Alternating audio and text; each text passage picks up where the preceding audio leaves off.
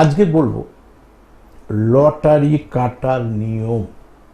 Lottery নিয়ে বহু অনুষ্ঠান করেছি, এটা আপনাদের অনুপ্রেরণায়। এবং 2025 সালের শিক্ষার যেরকম ডিমান্ড আছে, এডুকেশন ডিমান্ড, কেরিয়ারের ডিমান্ড, ম্যারেজের ডিমান্ড তো আছে, লটারির প্রচুর ডিমান্ড। যে বিষয়গুলো আপনারা বেশি করে জানতে চান সেই বিষয়গুলো নিয়ে আলোচনা করতে পছন্দ করি বা বলি। কারণ ফেসবুকে লাইভ করি, আর একটা ইউটিউবে সপ্তাহে 3 দিন করে আপনাদের সাথে লাইভে আসি, আর বিভিন্ন সিচুয়েশনতে লাইভে আসি। তা দেখুন, D plus N plus P, প্রত্যেকটা লেটারের মধ্যে কিন্তু গ্রহের প্রভাব রয়েছে। 26টা লেটার, যে কারণে নামকরণের গুরুত্ব বলি। কেন নামকরণের গুরুত্ব বোঝায়? 26টা লেটারের কিন্তু ফেস ভ্যালু এক না। এ একরকম দেখতে, দেখা দিয়ে বলছি, আপনার সাধারণ মানুষ, এ একরকম দেখতে, বি একরকম দেখতে, জেড একরকম দেখতে, নেচার এক হবে কী করে? সেরকম এর মধ্যে একটা প্রভাব আছে, বি এর মধ্যে একটা প্রভাব, জেড এর মধ্যে একটা প্রভাব। তো এখানে কি বলেছি? D plus N plus P. D এর মধ্যে 4, কার প্রভাব? রাহুর প্রভাব। পি এর এন এর মধ্যে কি আছে? 5, কার প্রভাব? বুধের প্রভাব। পি এর মধ্যে কার আছে? কেতুর প্রভাব। D plus N plus P. তাহলে যদি কথার কথা বলছি 4, ডি 4, যদি এটা একটা দশা, অন্তদশা, প্রত্যদশা। ধরুন কেউ বলেছে আপনার লটারি টিকিট পাওয়ার সম্ভাবনা রয়েছে, তাহলে কোন পিরিয়ডে আপনি পাবেন শিওর হয়ে যাবে, সেটার জন্য এই ফর্মুলাটা। সেটা কি? দশা। তা দশা কি? 4। দশা ইজিক্যাল টু 4 এখানে আমার।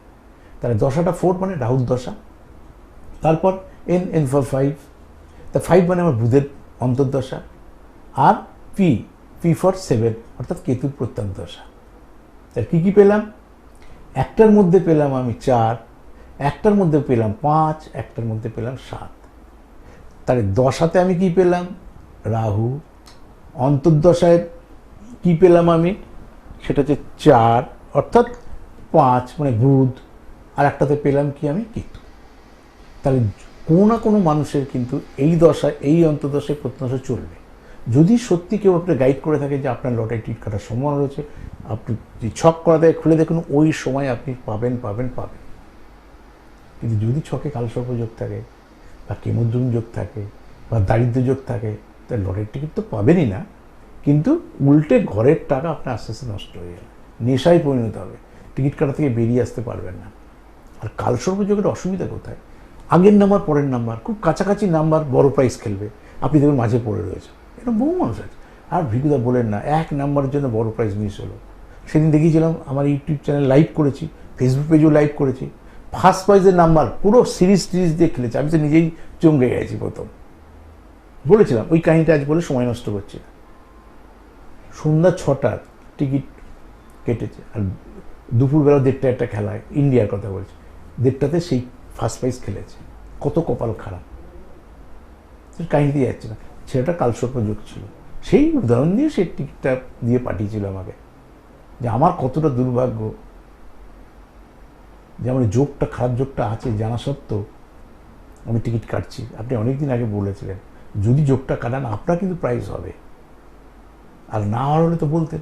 আমি সব সাজেশন ফলো করেছি, কোন কালার পরে বেরোতে হবে, কোন টাইমে বেরোবো, কোন সময় গিয়ে কোন দিনের টিকিট কাটবো, কোন তিথি নক্ষত্র বেরোতে হবে, কোন দশা, কোন অন্তর্দশা, কোন প্রত্যদশা, কিন্তু অশুভ যোগের প্রতিকার করেনি।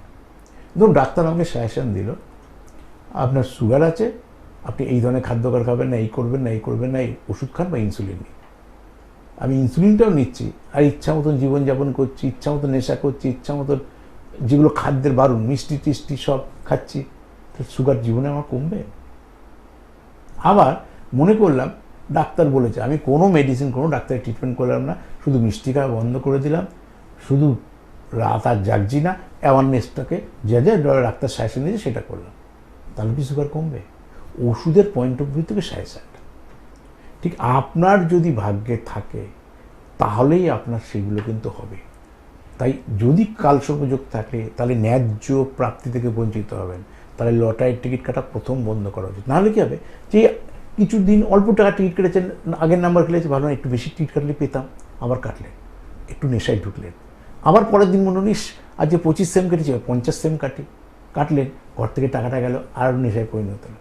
এই করে করে যদি আপনার চোখে ভুল করেও দারিদ্র্য যোগ থাকে, তাহলে আপনার কিন্তু সর্বশান্ত হতে থাকবেন, এটা কিন্তু উচিত না। আমি তো জ্যোতিষ হিসাবে, আপনাদের গার্জেন হিসাবে আমি এইভাবে বলবো, কারোর গার্জেন আমি, কারোর আঙ্কেল, কারোর স্যার, কারোর গুরু। আমি প্রার্থনা করব আপনার যেটুকু আছে সেটুকু নিয়ে সন্তুষ্ট থাকুন, কিন্তু লোভে পড়ে, লোভে পাপ, পাপে মৃত্যু, এই মৃত্যু আর্থিক মৃত্যু, এটা যেন না হয়। নমস্কার।